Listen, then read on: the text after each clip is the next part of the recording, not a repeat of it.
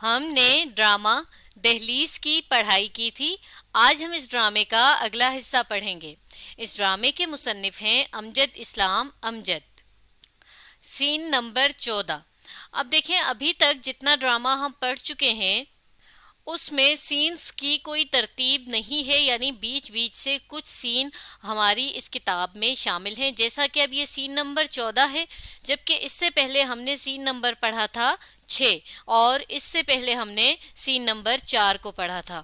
تو یہ ترتیب سے اس وجہ سے نہیں ہے کیونکہ آپ کو یہاں پر صرف اور صرف یہ بتانا ہے کہ ڈرامہ جب لکھا جاتا ہے تو اس کی ترتیب کیا ہوتی ہے، اس کو کس انداز میں کس طریقے سے لکھا جاتا ہے، اور اس کے علاوہ آپ کے لیے جو سین چنے ہیں وہ بھی اس طرح کے چنے ہیں کہ جو آپ کے لیے سمجھنا آسان ہے۔ یعنی اگر سین نمبر 6 کے بعد ڈائریکٹ سین نمبر 14 آ رہا ہے تو ہمیں پتہ چل رہا ہے کہ اس سے پہلے کیا ہوا تھا، ہم کچھ مس نہیں کر رہے۔ تو کیونکہ آپ کی کتاب میں تو صرف آپ کو دکھانے کے لیے، سمجھانے کے لیے تھوڑا حصہ شامل کیا جاتا ہے ڈرامے کا یا ناول وغیرہ کا، تو اسی لیے یہاں پر بھی یہ پورا ڈرامہ نہیں ہے بلکہ ڈرامے کا ایک تھوڑا سا حصہ ہے جس کے کچھ سین آپ کے سامنے ہیں۔ تو چلیے اب ہم اس سین کو پڑھتے ہیں اور سمجھتے ہیں۔ احمد فقیر حسین، یعنی قوسین میں کر کے بتا دیا ہے کہ اس سین میں کون کون ہے۔ احمد: میری بات سمجھنے کی کوشش کرو فقیر حسین، تمہیں رقم کی ضرورت ہے، اختر کی تعلیم کے لیے، سعیدہ کی شادی کے لیے۔ فقیر حسین: اللہ مالک ہے۔ احمد: آخر تمہیں اعتراض کیا ہے؟ میں تمہیں اس مکان سے بہتر مکان دے رہا ہوں، 30-40 ہزار اس کے علاوہ دے رہا ہوں، اب تم بلا وجہ ضد کرو تو اور بات ہے۔ فقیر حسین: سوال یہ پیدا ہوتا ہے کہ تم مجھ پر یہ خصوصی عنایت کیوں کر رہے ہو؟ خصوصی عنایت یعنی خاص مہربانی، خاص کرم۔ احمد: اس لیے کہ تم میرے بھائی ہو۔ فقیر حسین: اگر یہ بات ہوتی تو یقین کرو میں تمہارے ایک دفعہ کہنے پر بغیر ایک پیسہ لیے مکان خالی کر دیتا، چاہے مجھے فٹ پاتھ پر ہی کیوں نہ رہنا پڑتا، مگر اس طرح نہیں احمد علی، اس طرح نہیں۔ احمد: اچھا چلو مان لیا کہ اس میں میرا بھی فائدہ ہے، تو کیا تم میرے فائدے میں خوش نہیں ہو؟ چلیں آگے پڑھتے ہیں۔ فقیر حسین: ضرور ہوتا اگر تم نے مجھے یہ بھائی چارے کا چکر نہ دیا ہوتا۔ بھائی چارہ یعنی رشتہ داری کا، کہ بھئی تم مجھے یہ بتا رہے ہو ہم رشتے میں بھائی ہیں تو اس وجہ سے تم یہ چاہتے ہو کہ میں گھر بدل لوں۔ زندگی میں مجھے ہمیشہ ایک چیز سے شدید نفرت رہی ہے، اور وہ یہ کہ کوئی مجھے بیوقوف بنانے کی کوشش کرے، میرے اعتماد کو دھوکہ دے۔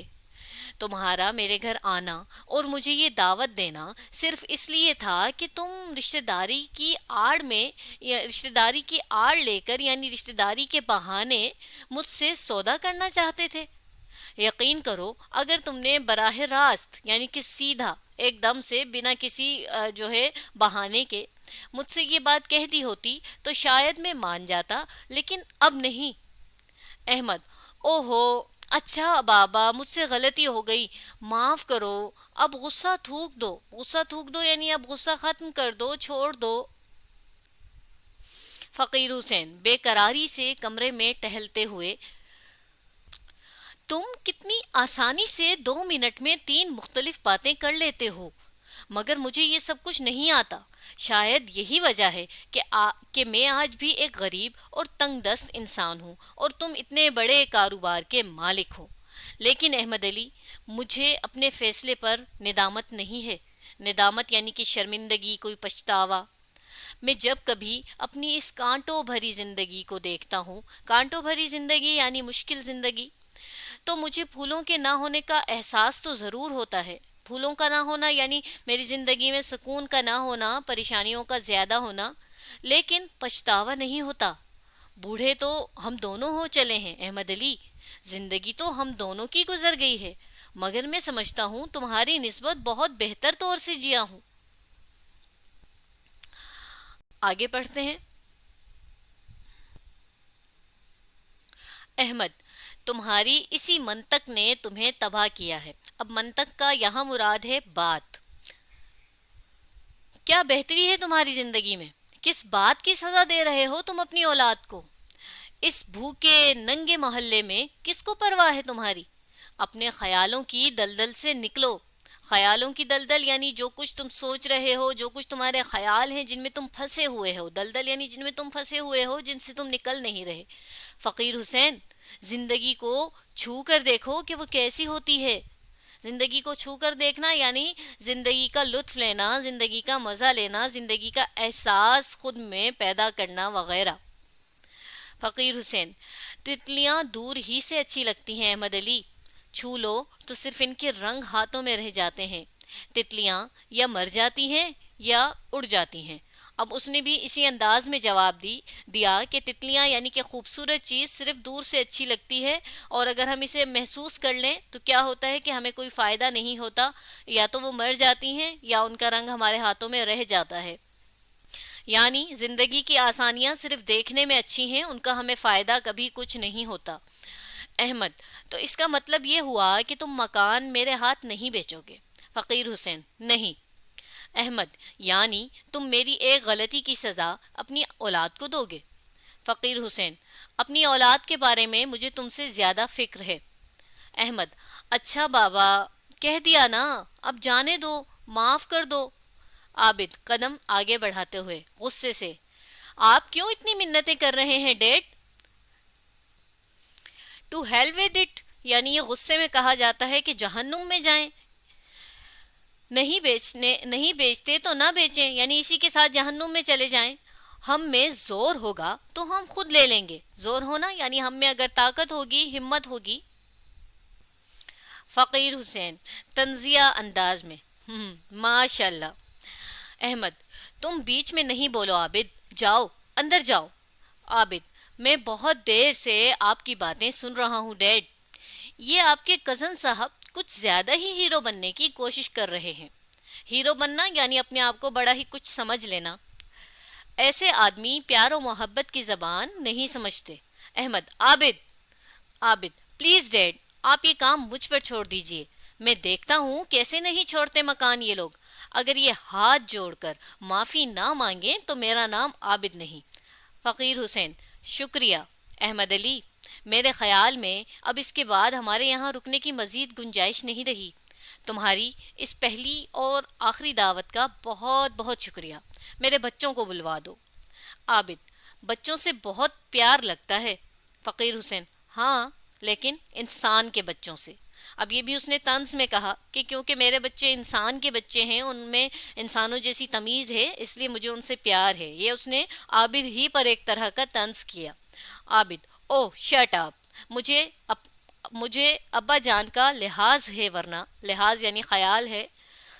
فقیر حسین، فکر نہ کرو، اگر یہی حالات رہے تو ابا جان کا لحاظ بھی نہیں رہے گا تمہیں۔ دروازے کی طرف بڑھتے ہوئے، سعیدہ اختر بھائی کہاں ہو تم؟ چلیں اس کے بعد کیا ہوا پھر پڑھتے ہیں۔ سین نمبر 15۔ اب یعنی کہ ہمارا جو پچھلا سین تھا جس میں یہ بحث مباحثہ ایک لڑائی سی ہو رہی تھی وہ ختم ہو گیا، اور اگلا سین ہے فقیر حسین کا گھر۔ سعیدہ، آخر آپ بتاتے کیوں نہیں، کیا بات ہوئی تھی وہاں؟ فقیر حسین، کہا نا کچھ نہیں، بڑوں کی باتوں میں بچے دخل نہیں دیا کرتے۔ دخل دینا محاورے کے طور پر کہا جاتا ہے، یعنی کسی معاملے میں پڑھنا۔ اختر، وقفہ یعنی تھوڑا سا ٹھہر کر، یہ عابد آپ کی طرف ایسے گھور کر کیوں دیکھ رہا تھا؟ فقیر حسین، نظریں چراتے ہوئے۔ نظریں چرانا بھی محاورے کے طور پہ کہا جاتا ہے، یعنی کسی سے آنکھیں نہ ملا سکنا۔ کب؟ میں نے تو نہیں دیکھا۔ اختر، ضرور ان لوگوں نے آپ سے کوئی زیادتی کی ہے۔ زیادتی یعنی کہ کوئی اونچ نیچ، کوئی آپ کے ساتھ جو ہے غلط کیا ہے۔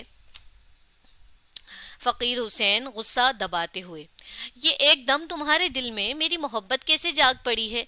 تم جاؤ اپنی موج کرو۔ موج کرنا یعنی مزے کرنا، کسی کی فکر نہ کرنا۔ آوارہ گردوں میں اٹھو بیٹھو، میرے عمر بھر کے کمائے ہوئے نام پر مٹی ڈالو۔ اختر جھنجھلا کر یعنی چڑھ کر غصے میں کمرے سے نکل جاتا ہے۔ فقیر حسین کمبل کھینچ کر اوپر لیتا ہے۔ سعیدہ چند لمحے کچھ سوچتی رہتی ہے، پھر کمرے سے نکل جاتی ہے۔ اور یہاں آ کر ہمارا یہ ڈرامہ مکمل ہو گیا ہے۔ آخر میں آپ دیکھیے ڈرامے کا نام لکھا ہے دہلیز۔ تو دیکھیے یہاں پر آ کر ہمارا ڈرامہ مکمل ہو گیا، اور ہم نے یہ دیکھا کہ اس ڈرامے میں ڈرامے کے جتنے بھی لوازمات ہوتے ہیں، یعنی لازمی چیزیں جو ایک ڈرامہ لکھنے میں ہونی چاہیے، وہ سب اس میں موجود تھے، یعنی کہ منظر، مکالمہ، کردار اور زندگی کے بہت سے پہلوؤں پر بات وغیرہ۔ اور یہ کیونکہ ایک بہت طویل یعنی کہ بہت بڑا ڈرامہ ہے، اس لیے ہم نے اس کے صرف کچھ سین ڈرامے کی حیت کو یا ڈرامے کی صنف کو سمجھنے کے لیے پڑھے ہیں۔ تو آج ہم نے ڈرامہ دہلیز کی پڑھائی مکمل کی۔ اب آپ اس ویڈیو کو دوبارہ دیکھیے اور اس ڈرامے کو سمجھنے کی کوشش کیجیے۔